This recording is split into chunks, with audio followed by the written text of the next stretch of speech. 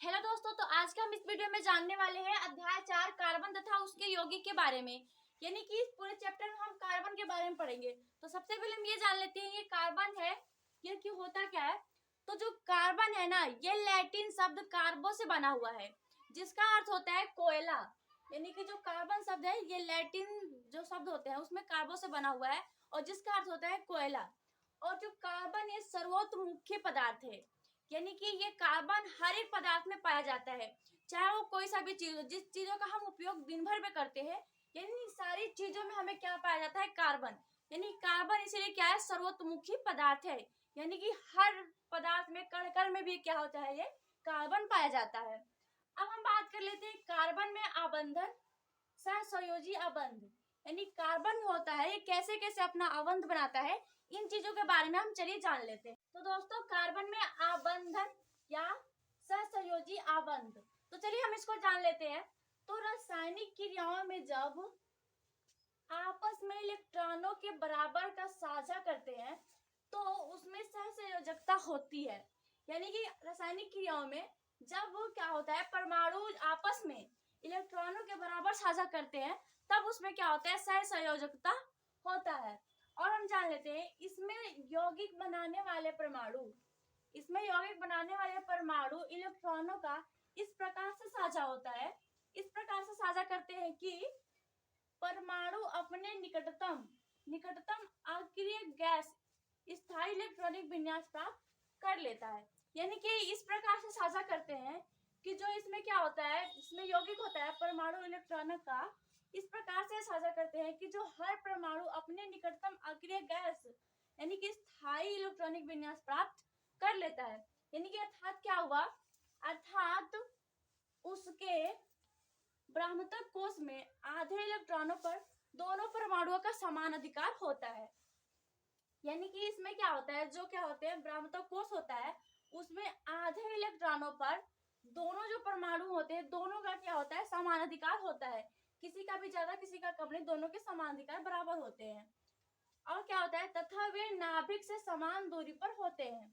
और जो नाभिक होता है उससे समान दूरी पर दोनों होते हैं। यानी कि यदि हम इससे दूर इतना है तो वो भी क्या होगा, उतना ही दूर पे रहेगा। यानी कि नाभिक से दोनों ही क्या करते हैं, समान दूरी पर होते हैं।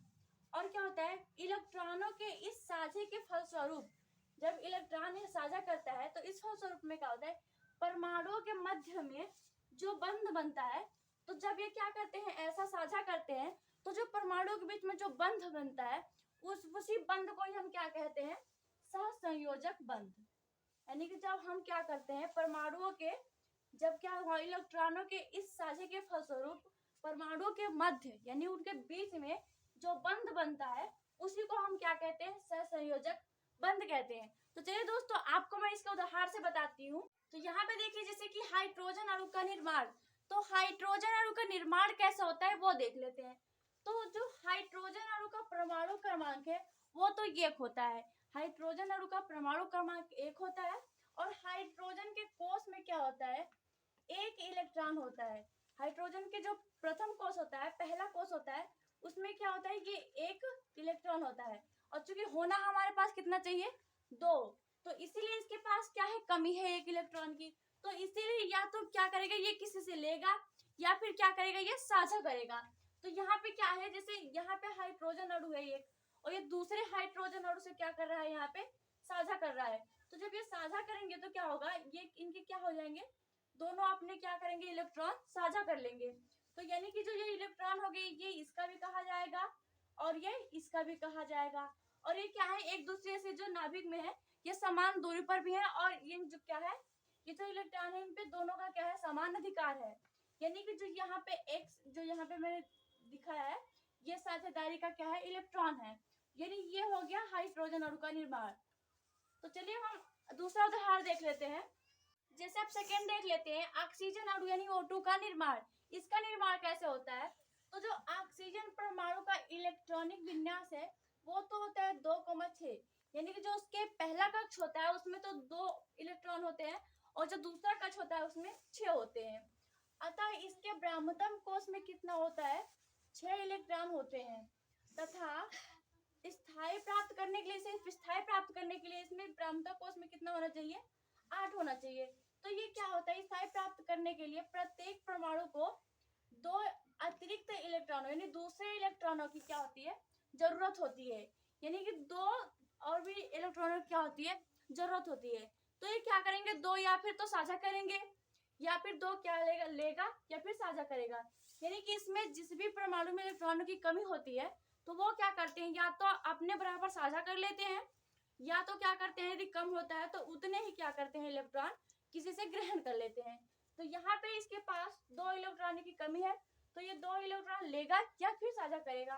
तो यहाँ पे क्या है, ऑक्सीजन यानी O2 है, और ये क्या है, दूसरे इलेक्ट्रॉन दूसरे यानी अणु से यानी O2 से क्या कर रहा है, साझा कर रहा है। तो साझा करने के बाद क्या है, ये 2-2 का साझा किए हैं, क्योंकि 2 का साझा करना था। तो साझा करने के बाद यहाँ पर भी देखिए, यानी इन ये जो दोनों इलेक्ट्रॉन है, इस पे भी इसका अधिकार है और इसमें भी क्या है, इसका अधिकार है। यानी कि यहाँ से हमें क्या प्राप्त हो गया है, O2, यानी कि यहाँ पे हमें क्या प्राप्त हो गया, ऑक्सीजन। और यहाँ पे देखिए दोस्तों, यहाँ पे क्या हुआ है, अब इसके जो ब्रह्मतम कोश है उसमें 8 इलेक्ट्रॉन पूरे हो जाएंगे, क्योंकि ये क्या है, 2 का साझा कर लिया है। तो इसीलिए यहाँ पे क्या हो जाएंगे, इसके पहले कक्ष में तो 2 हो जाएंगे, और जो ब्रह्मतम कोश है उसमें कितने हो जाएंगे, 8। तो ऐसे करके ये स्थायित्व हो जाता है, ऐसे करके ऑक्सीजन अणु का निर्माण हो जाता है। तो दोस्तों मुझे उम्मीद है कि आपको कार्बन तथा सहसंयोजी आबंध समझ में आया होगा। यदि आपका फिर भी कोई प्रश्न होगा तो आप हमसे पूछ सकते हैं कमेंट बॉक्स में। Thank you.